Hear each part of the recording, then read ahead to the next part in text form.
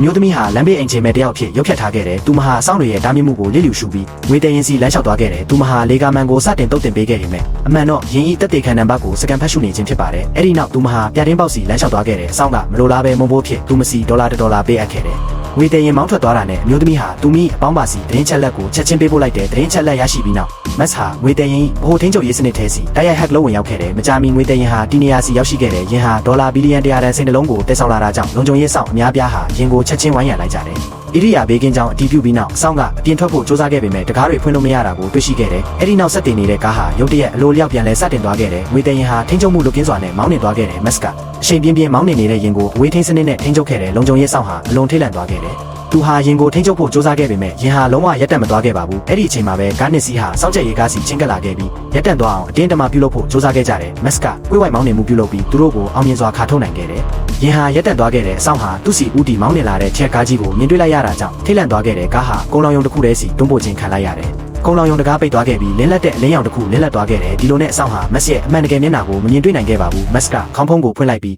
လေအေးပေးစနစ်ကွန်ပရက်ဆာပိုက်လိုင်းများကိုဖြုတ်လိုက်တယ်အဲ့ဒီနောက်သူပြင်ဆင်ထားတဲ့မေးစေးကိုဆက်သွယ်လိုက်တယ်သူကဘိုးခလုတ်ကိုဖွင့်လိုက်တာကြောင့်မေးစေးတံငွေတွေဟာပိုက်လိုင်းများမှတဆင့်စီးဆင်းသွားပြီးလေထွက်ပေါက်များမှတဆင့်ကားထဲစီဝင်ရောက်သွားခဲ့တယ်အဆောင်ကလေထွက်ပေါက်များကိုလက်နဲ့အလင်းမြန်ဖုံးအုပ်ခဲ့ပေမဲ့နောက်ကျသွားခဲ့ပြီဖြစ်ပါတယ်သူဟာမကြာမီမေးမောသွားခဲ့တဲ့ရဲတပ်ဖွဲ့ရောက်ရှိလာတဲ့အချိန်မှာတော့လက်ဆွဲအိတ်ထဲကစိန်တွေဟာ$မုံဘိုးနဲ့စားထိုးခြင်းခံလိုက်ရပြီဖြစ်ပါတယ်မတ်ကစိန်ကိုရောင်းချခဲ့ပြီးဘီလီယံနာတဦးဖြစ်လာခဲ့တယ်သို့တော်လည်းဒီနေ့မှာတော့အဲ့ဒီရဲရရှိစတန်းဟာသူ့ရဲ့တကားဝက်စီရုတ်တရက်ပေါ်လာခဲ့တယ်ဒါပေမဲ့သူကမတ်ကိုမဖမ်းဆီးခဲ့ပါဘူးအဲ့ဒီစား$ဘီလီယံ10တန်ဖိုးရှိတဲ့စိန်တလုံးဟာအပျော်စီးတင်မောပေါ်မှာပြသထားမှာဖြစ်ကြောင်းမတ်ကိုပြောကြားခဲ့တဲ့စတန်းဟာမတ်ကိုအဲ့ဒါကိုခိုးယူဖို့မစ조사ရန်တတိပေးဖို့လာရောက်ခဲ့တာဖြစ်ပါတယ်မတ်ဟာဒီချက်ကိုဇဝေးစွာဖြစ်သွားခဲ့တယ်နောက်တစ်နေ့မှာမတ်ဟာအပျော်စီးတင်မောစီသွားခဲ့တယ်သူဟာတောက်ပန်နေတဲ့စိန်ကိုဆွဲမှတ်သွားခဲ့တယ်ဒါကြောင့်သူဟာပြုပြင်ထိန်းသိမ်းရေးအလုပ်သမားတို့အဖြစ်ရုပ်ဖြတ်ပြီးမှတ်တမ်းခန်းထဲစီခိုးဝင်ကအပျော်စီးတင်မော၏ညီညီထက်အစီအစဉ်ကိုတပ်ပုံရယူခဲ့တယ်ဒါပေမဲ့သူထွက်ခွာတော့မဲ့အချိန်မှာပဲရဲရရှိတယောက်ကသူ့ကိုတွေ့ရှိသွားခဲ့တယ်ကံကောင်းစွာနဲ့ပဲသူ့ရဲ့ဖြက်လက်မှုကြောင့်သူဟာအပျော်စီးတင်မောမှထွက်ပြေးလွတ်မြောက်နိုင်ခဲ့တယ်မှတ်တမ်းခန်းထဲခိုးဝင်သွားသူဟာမတ်ဖြစ်ကြောင်းစတန်းကတေချာနေခဲ့ပေမဲ့သူ့မှာထောက်ထားမရှိခဲ့ပါဘူးဒါကြောင့်သူကမတ်နောက်ကို24နာရီလုံးလိုက်လံစောင့်ကြည့်ဖို့ဆုံးဖြတ်လိုက်တဲ့တန်ရှင်းစွာထွက်ပြေးနိုင်ဖို့အတွက်မတ်ကအဖွဲ့ကိုရင်ငုပ်ဖို့အကြံပြုခဲ့တယ်မတ်ကတင်မောပြက်စီရေကူးသွားခဲ့ပြီးအဲ့ဒီမှာအပေါင်းပါတယောက်ကမတ်ဖြစ်ရုပ်ဖြတ်ကချက်ချင်းပေါ်လာခဲ့တယ်အဲ့ဒီတော့အတွင်းမတ်ကအ